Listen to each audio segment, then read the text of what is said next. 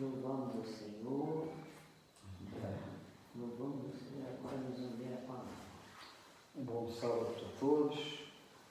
Que Deus nos abençoe neste dia de santificação. É o melhor dia da semana, né? O sábado, né? Amém. O melhor dia.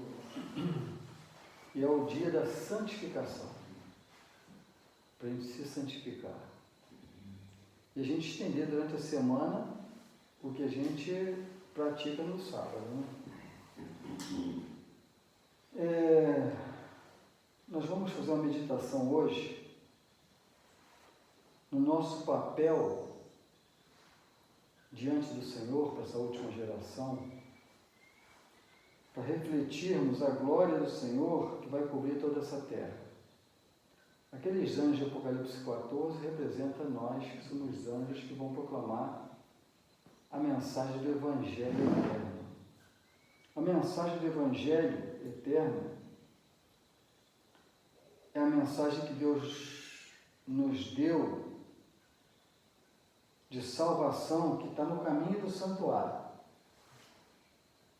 O pátio a gente recebe a justificação, onde representa a terra, e os outros dois compartimentos estão no céu, que é o Santo e o Santíssimo.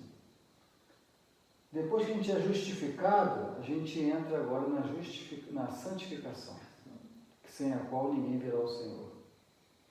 E aí os 7 castiçais representam as 7 igrejas do Apocalipse, onde Deus nos exorta a vencermos as tentações, vencermos o pecado. Por isso que em cada igreja, cada final de cada igreja, fala: ouça o que o Espírito diz às igrejas. Ao que vencer,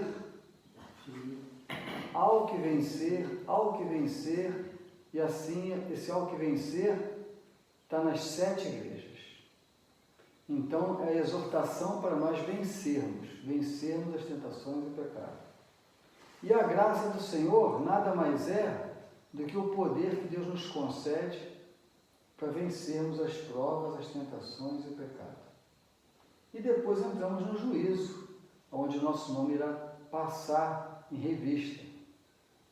Dos pecados que foram anotados nos livros, se nós nos arrependemos e perseveramos até o final, largando os maus hábitos para trás, nós seremos salvos pelo sangue de Jesus. E aí Jesus sai do lugar santíssimo e vem no pátio, que representa o sumo sacerdote. Depois da expiação, ele vem no pátio e coloca os pecados na cabeça do bode Azazel, que é levado para o deserto. Esse bode que é levado para o deserto, ele representa Satanás, e quem leva ele para o deserto é um homem designado. É escolhido um homem puro, santo entre o povo, que ele representa nós, que na última geração vamos estar com o nosso caráter também purificado, para sermos testemunha de que a lei de Deus é santa, justa e boa, e que ela purifica e ela santifica. E nós levamos então o bode para o deserto, porque Satanás fez a seguinte acusação a Deus: que a lei de Deus era arbitrária, que a lei de Deus era para proteger ele no seu trono, não era lei do amor, para que nós vivêssemos em harmonia de amor uns para com os outros. A lei de Deus foi formada para que ele nunca saia do trono, porque se alguém inveja Deus e tem um plano melhor, que quer exercer esse plano de administração do universo, Deus fala: olha, está cobiçando o meu trono, cobiça é pecado, então o salário do pecado é a morte, e elimina aquele que quer ficar no lugar de Deus, e Deus sempre vai estar no seu trono. Então essa é a acusação de Satanás. Só que ninguém, a não ser o Criador que nos fez, tem condições de levar esse universo, porque é Ele que criou, é Ele que que sabe manejar. É como a gente pegar um carro que a gente nunca viu na vida e a gente dizer que a gente vai dirigir o carro sem a gente nunca ter visto um carro na vida. A gente não sabe onde coloca a gasolina, não sabe qual é o combustível que vai mover. Então Satanás acusou a Deus que a lei de Deus era para proteger ele no trono e não uma lei de amor para que vivesse em harmonia toda a atmosfera celestial. E nós, nessa última geração, nós vamos reivindicar isto. Agora, como fala lá em Mateus 7, 21 e 22. Nem todo que diz Senhor, Senhor, entrará no reino dos céus, mas aquele que faz a vontade de Deus para dar testemunho, aquele que obedece e que tem a lei de Deus como padrão da sua vida, de norma da paz, que tem a lei de Deus para viver em harmonia com os irmãos e ter paz, que obedece o Pai Celestial, que tudo fez, tudo criou. E muitos dirão naquele dia, Senhor, Senhor, não profetizamos nós em Teu nome? E em Teu nome não expulsamos demônios? E em Teu nome não fizemos muitas maravilhas? Fizeram tudo isso, mas faltou aqui uma pergunta que iria absolvê-los no juízo. Senhor, não te obedeci em tudo, não fiz toda a Tua vontade. E o Senhor agora vai ser injusto de não me colocar no céu? Isso não tem aqui. Porque aquele que sondou o seu coração, fez as modificações que Deus exortou na sua palavra que deveria fazer, que buscou a graça de Jesus, que é o poder de Deus para vencer, este não vai estar fazendo milagres, vai estar expulsando demônios, vai estar fazendo muitas maravilhas, mas, porém, ele não teve a sua vida purificada, não foi testemunha. E aí Jesus vai falar explicitamente, como fala no versículo 23. Então lhes direi explicitamente, abertamente, nunca te conheci. Apartai de mim, vós que praticais pecados conhecidos, pecados conscientes. Apocalipse quando? Mateus 7, 23. Porque iniquidade não é aquele pecado de ignorância, porque Deus não vai ser injusto de cobrar coisa nenhuma de nós que nós não sabemos. Deus vai cobrar de nós o que nós sabemos que desagrada a Deus e que não deveríamos fazer. Isso é que vai ser cobrado de nós. Aí se chama iniquidade, porque aquele que sabe fazer o bem e não faz, ele comete pecado. E lá em Salmo 1, versículo 6, 5, fala que os pecadores não estarão na congregação dos justos.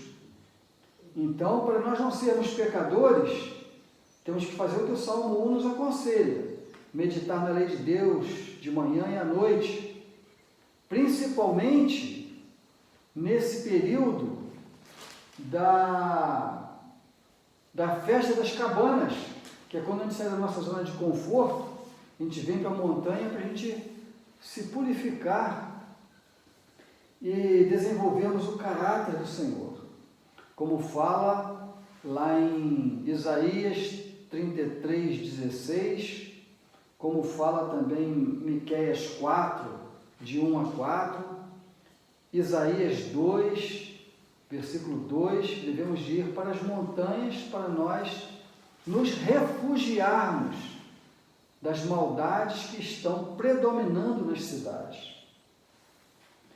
e nós seremos a testemunha do Senhor para levar o bode Azazel para o deserto. Não pecado. Assim fala Isaías 43. Isaías 43. Deus vai formar, assim como Deus criou na criação o homem do pó da terra,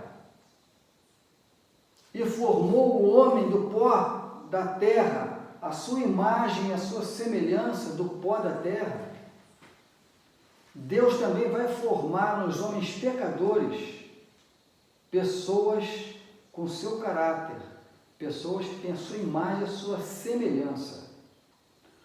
O que é mais fácil?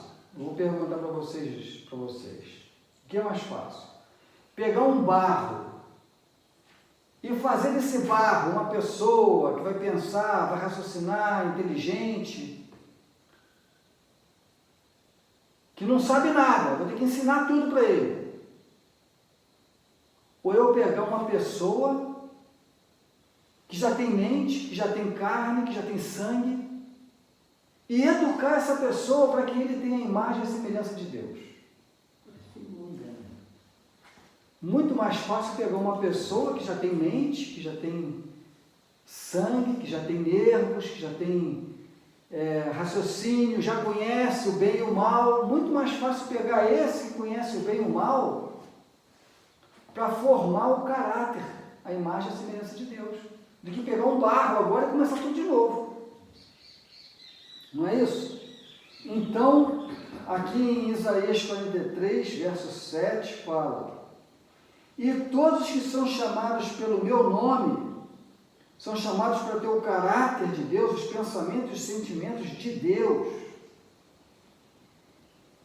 Deus os criou para a sua glória. O próprio Deus criou para a sua glória. Fala, eu os formei, eu também os fiz. Deus chama o que não é como se já fosse.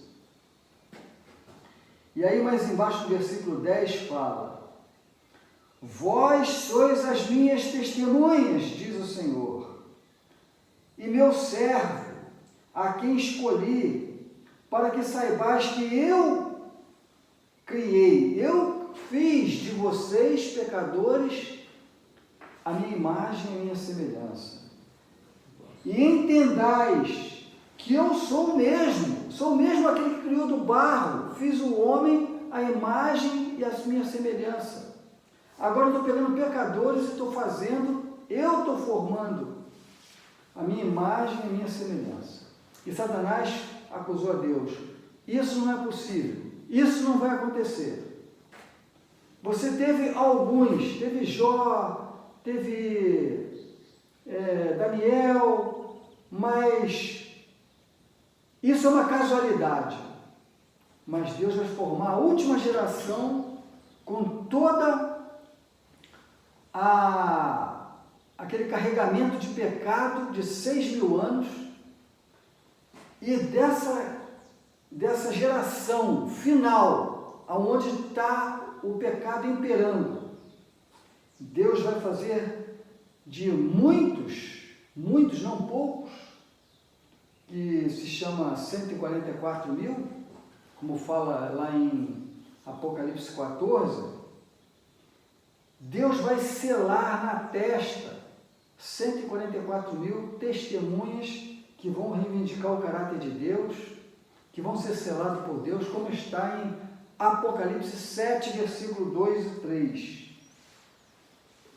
E que antes de mim, Deus nenhum se formou, e depois de mim não haverá outro. Eu sou o Senhor, e fora de mim não há Salvador. Então Deus vai salvar o homem de quê? Dos seus pecados.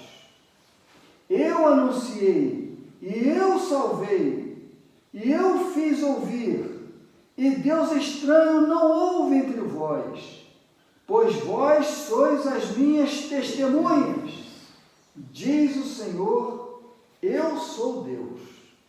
Então Deus promete. Deus promete que vai formar dessa última geração, essa geração de 6.000 anos, que multiplicou os pecados nesse planeta. Deus vai formar uma geração que se chama última geração, de testemunhas, para que Deus possa apontar e falar: aqui está a perseverança dos santos, aqui estão os que guardam os mandamentos de Deus e têm o testemunho de Jesus. Testemunho de Jesus. E Deus alerta nos 10 mandamentos, no 3º mandamento: não tomarás o nome do Senhor teu Deus em vão, porque Ele não terá por inocente os que tomarem o seu santo nome, ficar fazendo milagres, expulsando demônios, fazendo muitas maravilhas, mas não testificam do caráter de Deus. São diligentes em estudar lição, fazem questão de ficar falando que quem não estuda lição vai estar perdido. Lição que teólogos fazem. Mas as lições que o profeta dessa geração, que o profeta que essa igreja promove, que é o Espírito de Profecia, não estudam. E ficam acusando alguns que dão preferência aos escritos de Deus, escritos pela profeta, porque não estudam e não se enquadram nos escritos de teólogos. Vão ser envergonhados naquele dia, porque não tem o caráter. E lá em 2 Pedro 2, Deus adverte que eles negarão o Senhor que os resgatou, negarão o Senhor que resgata, negarão o Senhor que nos reconcilia com o Pai, negarão o Senhor que disse que vai fazer dessa última geração o homem à sua imagem, à sua semelhança. Eles negam isso, não negam que vai ter milagres de tirar a falência, não negam que Deus tem milagre, faz milagre para curar câncer, curar diabetes, curar isso, curar aquilo. Deus me curou. Mas nega que Deus é poderoso para curar da lepra, do pecado. A lepra do pecado, Deus não tem poder. Nós somos pecadores mesmo, a gente pega até o final, e nós vamos pecar, vamos continuar pecando. E assim é a doutrina que Satanás colocou nessa última hora da história dessa terra, dessa geração. E isso se infiltrou na igreja de Deus. Agora, Ezequiel 36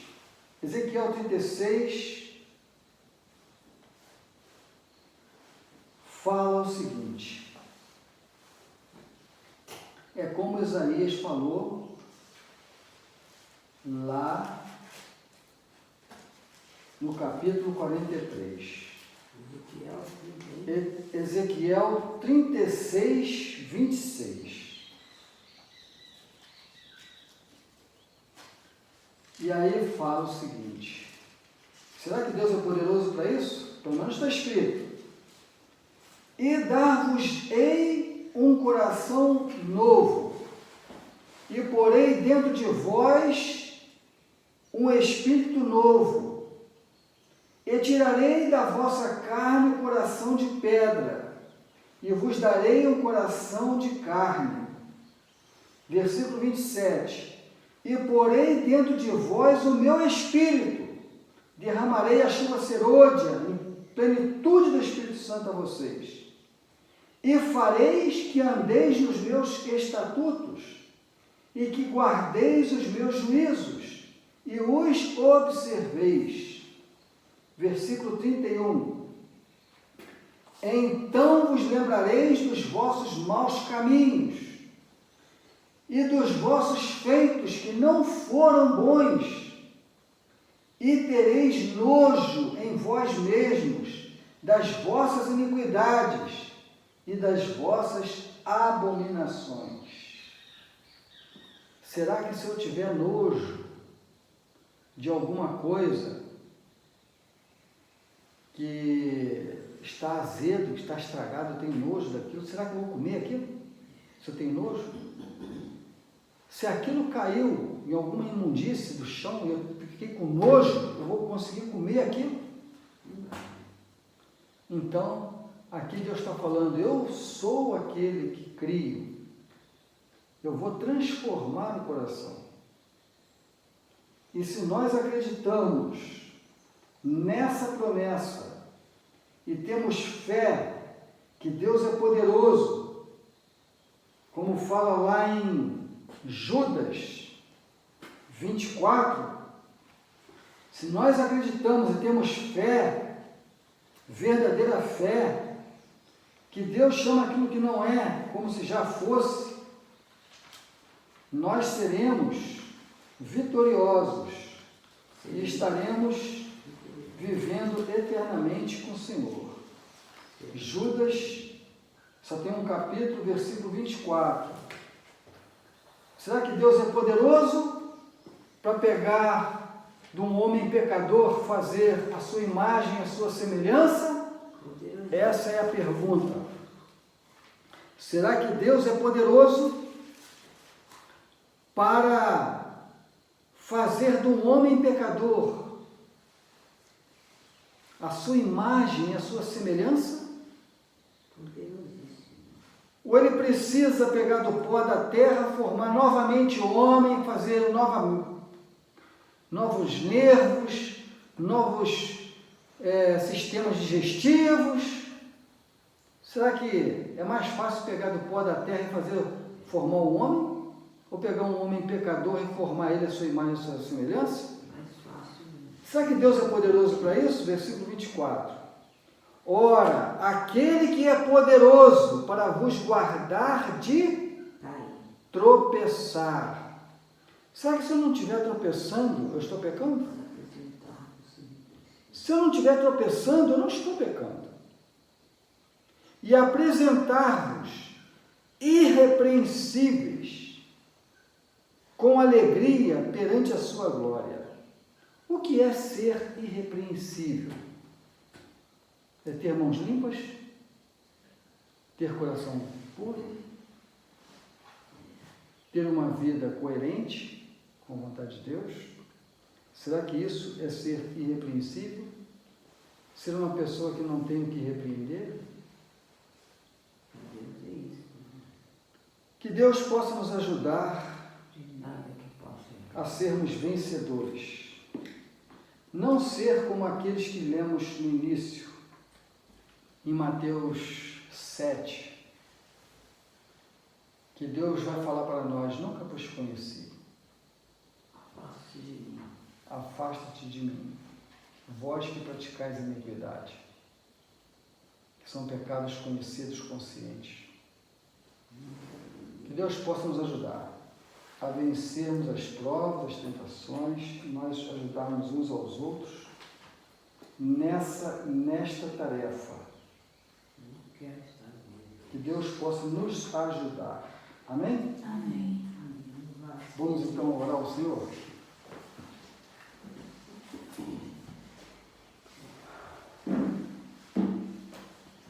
Grandioso Deus, poderoso e amado Pai, estamos gratos, Senhor, pela Tua palavra, que ela é viva e eficaz. Nos ajuda, Senhor, a combater as heresias que entram no cristianismo, também na sua igreja, para levar as pessoas a se conformarem com o pecado e perderem sua salvação. Nos ajuda, Senhor, a sermos testemunhas, porque pela testemunha não há argumentos. Nós queremos ser suas testemunhas. Nos ajude, nos guarda, nos protege, em nome de Jesus. Amém. Amém.